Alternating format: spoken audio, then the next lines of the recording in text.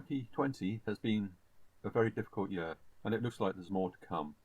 Due to the UK voting in a large majority Conservative Party, which is probably the most right-wing version of the Conservative Party that we've seen for over 100 years, we will be heading for a deregulated future with a hands-off government.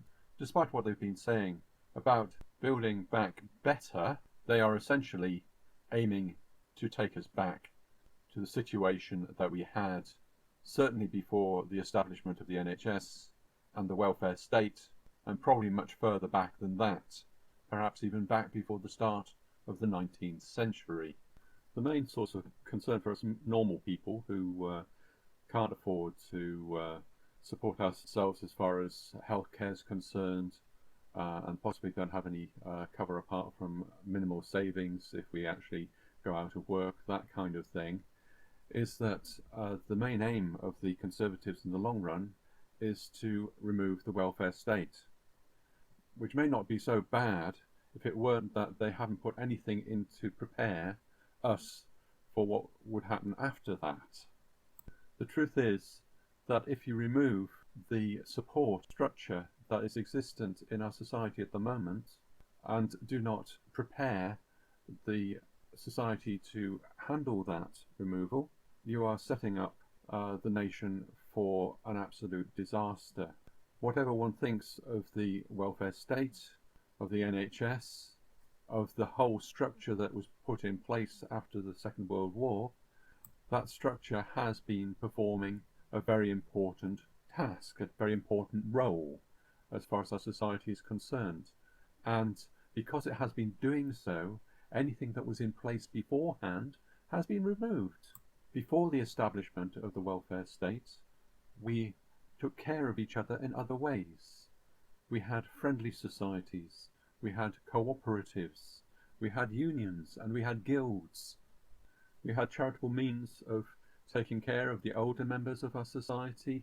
We had community-funded hospitals, charity-based medical practices, and a number of other means of taking care of the weak, the vulnerable, the sick, the poor and the old in our society, with their aims to deregulate, to remove certain aspects of the human rights legislation in this country, and to continue cutting the supply of funds to the NHS and to our income support structure.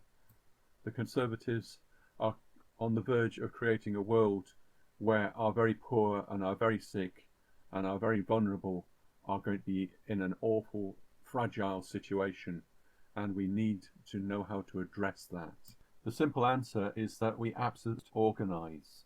We must organise locally, and we must begin to fulfil the functions that the welfare state was originally intended to fulfil.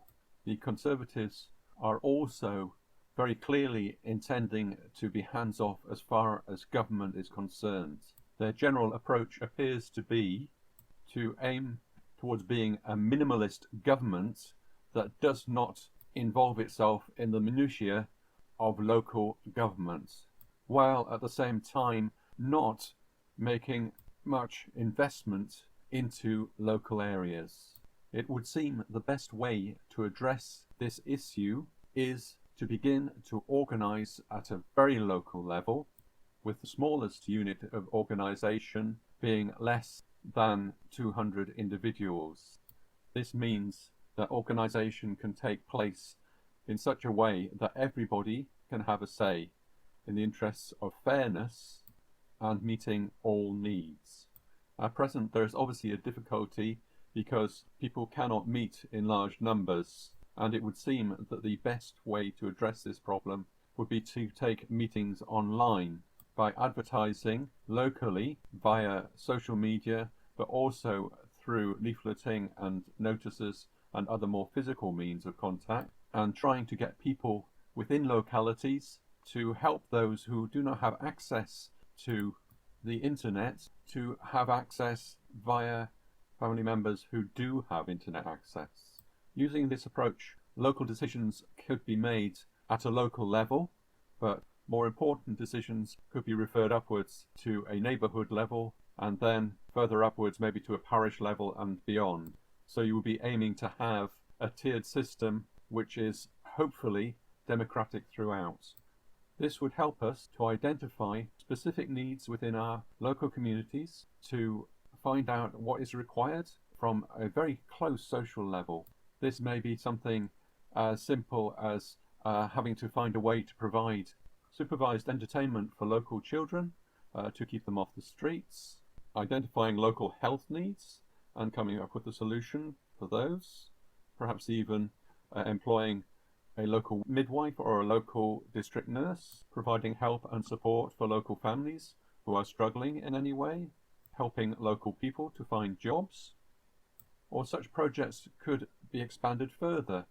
For instance, if land was available, a community might want to invest in building its own solar energy farm, or in an urban situation, they might want to invest in purchasing unused buildings for vertical farming, which would both provide an opportunity to create a source of fresh foodstuffs in view of possible post-Brexit shortages, and also provide local employment for members of the community. The whole aim of this is to empower us as normal people within our communities and give us some control over how the world that we live in is actually run. There are some similar ideas out there at the moment which are attempting to turn this more into a political issue. However, because this is based in the communities where we live, it should not be considered political. It should not be approached on the basis of political ideology. Instead, it should be looked at as a movement of the people for the people that is aimed at making life better for all of us and meeting the requirements of these quite difficult times.